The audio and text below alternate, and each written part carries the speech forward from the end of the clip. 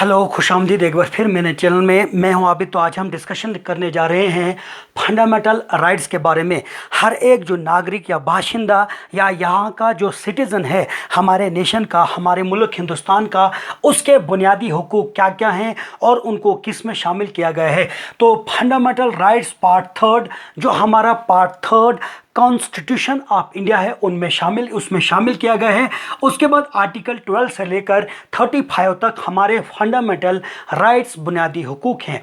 The fundamental rights are contained in part third of the constitution of India.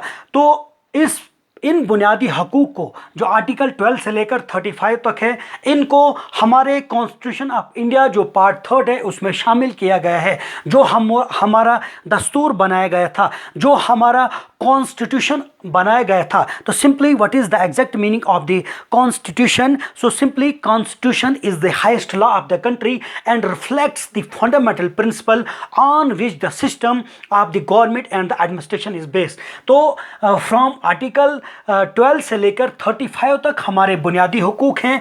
The framers of the constitution derived inspiration from the constitution of the USA bill of right से। तो हमने इसको adopt किया है bill of right USA से। उसके बाद part third of the constitution is rightly describe as the Magna Carta of India. इसको हम मैग्ना कार्टा ऑफ इंडिया कहते हैं बिकॉज क्योंकि जब जॉन किंग जो बादशाह था इंग्लैंड का, तो उसने 15 जून 1215 made a common law for the land. तो ये जॉन किंग जो था इंग्लैंड का था, 15 जून 1215 एडी में उसने एक कॉमन लॉ ज़मीन के लिए बनाया था। Fundamental rights are justiciable. ये जस्टिसेबल हैं। क्यों जस्टिसेबल हैं? Because through the article of the 226 in state and article 32 के तहत you can protect your fundamental rights. अगर आपका आर्टिकल 12 से लेकर 35 तक कोई भी वायलेट किया जाता है, तो आर्टिकल 32 के तहत you can directly attend the supreme court and article 226 के तहत you can directly attend the high court to protect the rights, to protect the fundamental rights अगर आपके वायलेट किए जाते हैं। The fundamental rights are meant for promoting the ideal of political democracy.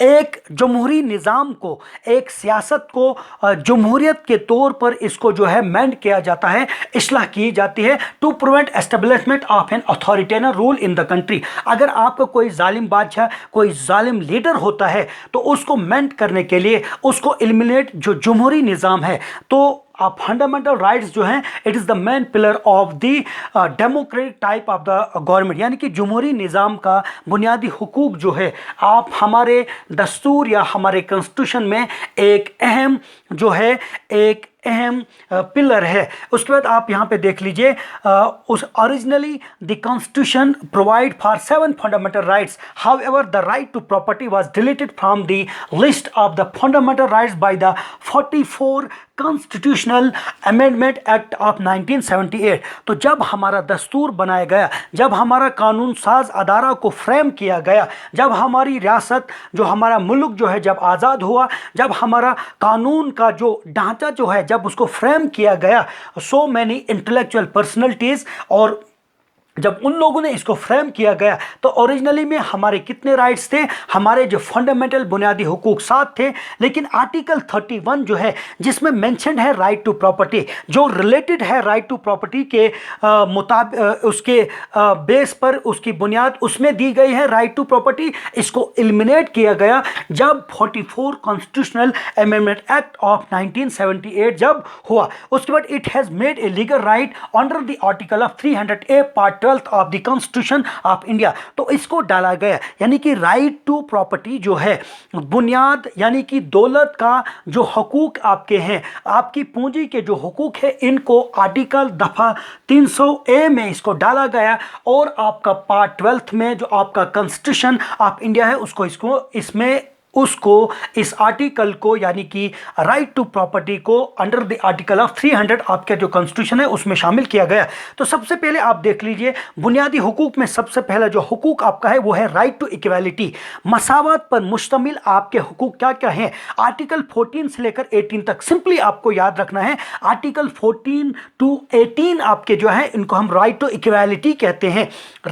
उसके बाद दूसरा जो आपका बुनियादी हुकूक है वो है right to freedom of speech, वो आपके आर्टिकल 19 से लेकर 22 तक हैं। उसके बाद right against the exploitation 22 to 24। उसके बाद right to freedom of religious article 25 से लेकर 28 तक। उसके बाद फिफ्थ जो आपका बुनियादी हुकूक है वो है कल्चरल एंड एजुकेशनल राइट्स 29 से लेकर 30 तक। उसके बाद राइट टू कॉन्स्टिट्यूशनल रेमेडीज ये आपका आर्टिकल 32 इसमें शामिल किया गया है। तो सिंपली आपको क्या समझना है, आर्टिकल आपका जो ये बुनियादी हुकूक जो है ये आपके कानून साज अदारा जो है ये आपका जिस वक्त फ्रेम किया गया है, यानी कि मान लो जो लॉ की आपकी बुक जो है जो आपकी कॉन्स्टिट्यूशन ऑफ इंडिया जो है पार्ट 12 से लेकर 35 तक आपके बुनियादी हुकूक है, इनको पार्ट 3 में इनको शामिल किया गया है। लेकिन अगर उसके बाद आप यहाँ पे देख लीजिए अगर कोई भी इनको वायलेट करता है तो according to the article of 226 के तहत आप हाई कोर्ट को अटेंड कर सकते हैं।